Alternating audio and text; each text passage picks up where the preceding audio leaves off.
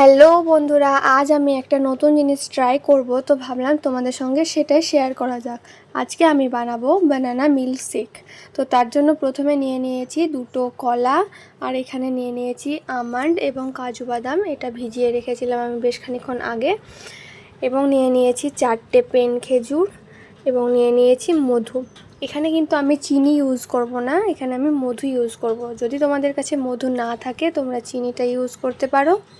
তো চলো শুরু করা যাক। প্রথমে আমি কলাগুলো ছোট ছোট পিস করে কেটে নেব এবং পেন খেজুরের যে বীজগুলো আছে সেগুলো পেন খেজুর থেকে বাদ দিয়ে দেব, সরিয়ে নেব। তো একটা একটা করে আমি পেন খেজুরের বীজগুলো সরিয়ে দিচ্ছি।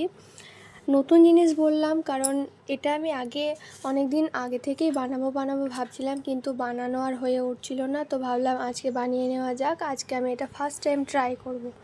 তো চলো এবারে একে একে সবগুলো মিক্সার গ্রাইন্ডারে দেওয়া যাক। তো দিয়ে দিচ্ছি একে একে সব কলা, আমন্ড, কাজু ভেজানো, মধু, সব কিছু একে একে দিয়ে দিলাম। এবার এটা গ্রাইন্ড করে নেব, দেখা যাক কেমন হয়েছে। দেখতে কিন্তু বেশ ভালো হয়েছে, তোমরা একবার ট্রাই করে দেখবে আর এখনও বানাওনি। তো চলো এবার খেয়ে দেখা যাক কেমন হয়েছে। তো আমি এখানে খেয়ে দেখছি একটু, খেতে কিন্তু বেশ ভালোই হয়েছিল।